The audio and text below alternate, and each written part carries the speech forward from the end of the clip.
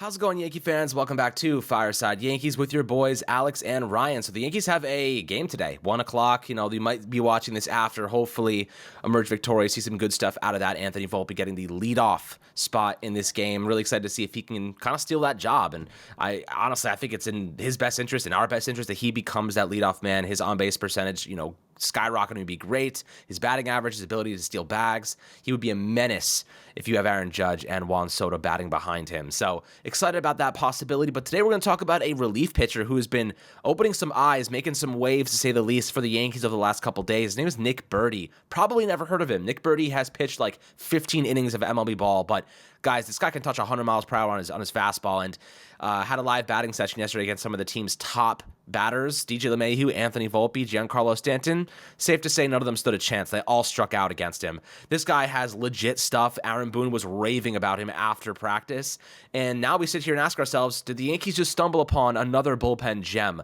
a Clay Holmes, an Ian Hamilton? Maybe not. Burdi has a lengthy injury history. I'll let you touch on that, Ryan, but the upside is certainly there, and excited to discuss his qualities and what he could bring to the Yankees in 2024.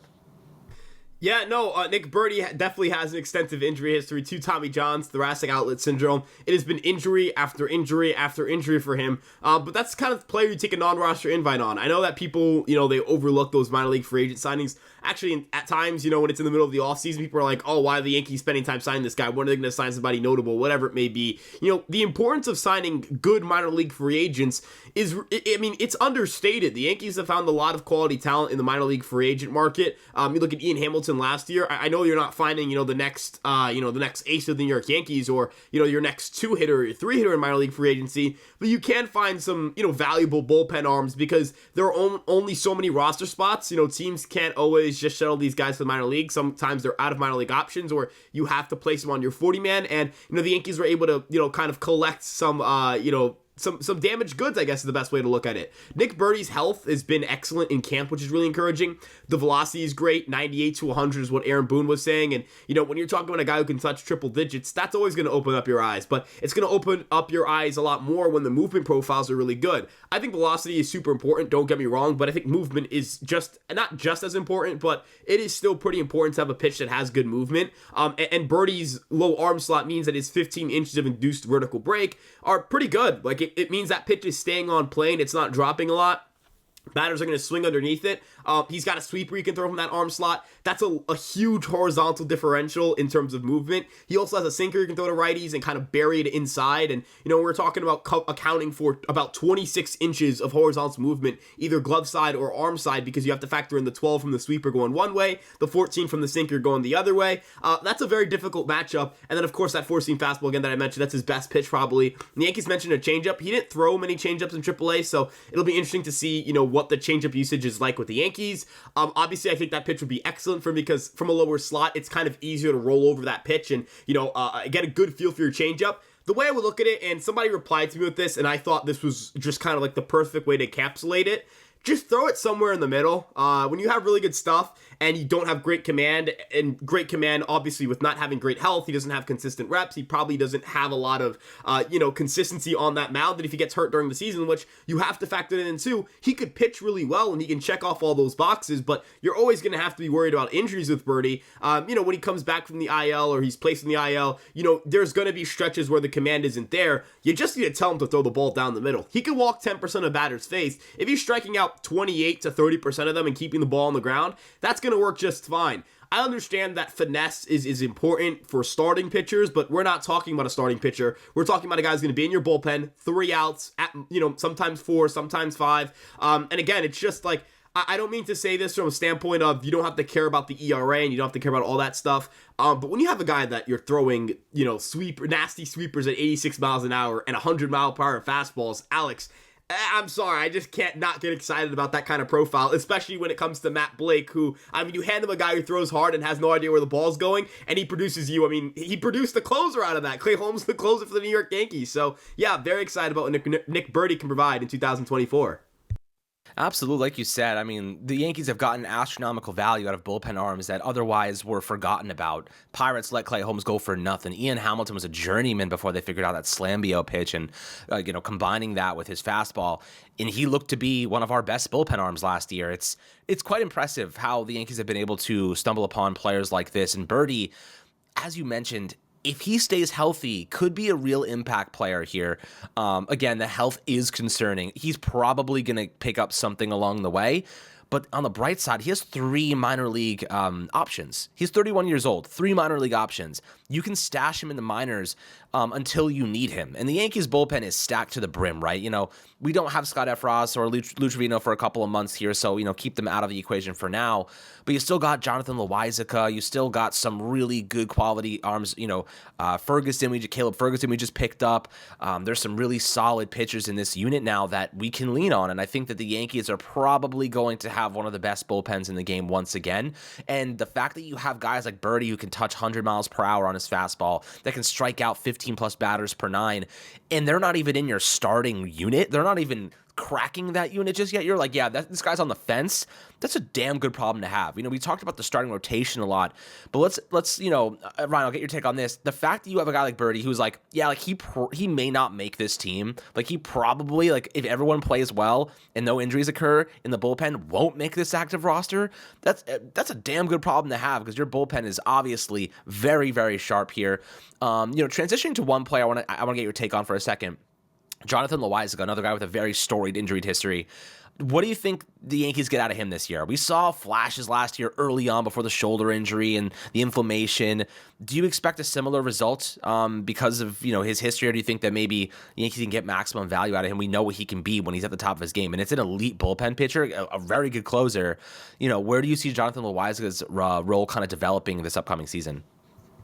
Yeah, so I think Jonathan Loáisiga is such an interesting reliever because, as you mentioned, it's the injury history that's the only thing that scares you. When you look at, like, big-time situations, when you look at, when it comes to being a dominant reliever, Jonathan Loáisiga checks off every box. Great stuff, a power fastball. Actually, I think he has 2 above-average fastballs. That's my personal opinion. I love both of his fastballs. The sinker's obviously his most notable pitch. I think the most telling kind of anecdote, the best way to kind of talk about his sinker is to use what Alex Bregman used to describe his sinker. He said it was a bowling ball, right? Like he's faced Loáisiga plenty of times in not just the regular season, but the postseason as well. And he's talked about it's like a bowling ball. It's a pitch that you just can't handle. And batters, Loáisiga hasn't struck out as many batters in the last few years because he's been throwing the sinker more. I think part of it is just him saying, yeah, they can't hit it, so I'm just going to keep throwing it. Like, I know that, like, when it comes to the postseason, I need to be available for that stretch of the year, and, throwing breaking balls might put more stress on my arm.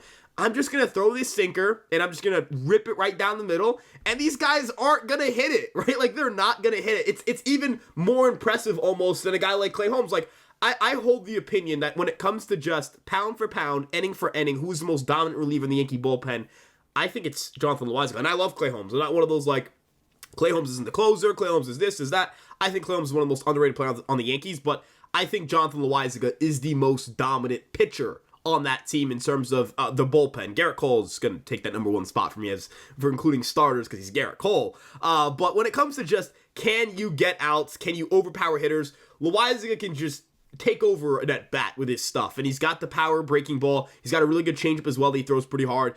I would love to see him incorporate his secondaries more because I do want him to get more swings and misses. But yeah, if he's somewhat remotely healthy, I don't need him to be healthy all year. Just give me about 40 innings or 35 innings and be ready for the postseason. I'm certainly very excited to see what he does. And you mentioned like it's a good problem if the Yankees don't have to go to Nick Birdie immediately, like they don't have to open camp with him on the roster. I agree. The Yankees are going to have injuries. Guys are going to get hurt. Guys are going to inexplicably slump. Did anybody think Ron Marinaccio would be awful last year? No, and he was, right? A couple years ago, you think of like Tommy Canley back in 2018 was just atrocious. He was unpitchable.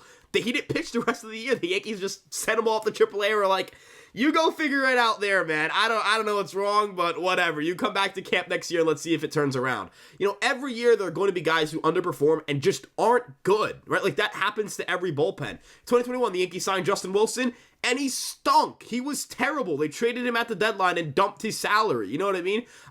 Every year that type of stuff's going to happen. 2022, Chad Green blows out his elbow before, June rolls around. And I know that people had their opinions about Chad Green back then, and you kind of feel the impact of not having a guy who could just go 70 innings and get you a bunch of strikeouts. That is missed in this bullpen. But once you lost, you didn't think Chad Green was going to blow out his elbow. He was one of the most durable relievers in the Yankees. Even last year, or even kind of using another example from 2022, Michael King breaks out, is having an unbelievable year. He looks like one of the best relievers in the entire sport. And then he blows out his elbow, right? Things happen. You need depth. You need guys who are going to be able to step up and provide for you. And Loaisiga, you have to anticipate that he's going to spend some time in the IL. You have to anticipate the Yankees. The Yankees are using him in a different role. I know that people don't understand why they're using him in 2 or 3 inning spurts, but that gives him more days in between to recover, and they feel like that's better for his body, kind of similar to Michael King. Do I think Loaisiga will start? Absolutely not. I do not think Jonathan Loaisiga will ever going to start for the New York Yankees, although he definitely has the stuff for it. But yeah, I think the Yankees, their depth is going to be tested this year, and I'm more than willing to let them test that depth. Look at that AAA rotation. It's Luis Gil, Clayton Beeter, Yoendrys Gomez, Will Warren, and Cody Poteet. I'll take that 5 for depth starters, and they can slot into your bullpen as well, over most AAA pitching staffs, right? That's a pretty damn good staff of some pretty damn good talent. We'll get to see Luis Gil today. I'm very excited to see that. But yeah, overall, Alex, to kind of wrap up my point here, Jonathan Loaisiga, very excited to see him. Obviously, the injuries are concerned, but the Yankees will have the depth to certainly kind of sustain any injuries they have this year in the bullpen. And of course, you have the trade deadline where the Yankees will pick up a couple extra guys. Yeah, if not, get back Scott Effross and Lou Trevino right around then. So it's a kind of a perfect scenario where Yankees bullpen is set up for significant, tremendous success. Hopefully the rest of the team can mimic that and mirror that. But guys, always happy to hear your thoughts below in the YouTube comment section. Always make sure to like and subscribe if you enjoyed the video. Appreciate you guys very much. Let's go Yankees today in the first preseason game, or the first spring training game. I'm getting mixed up my football and baseball these days. Giants are always in the back of my mind, just keeping me in purgatory before the draft, but that's how it always is.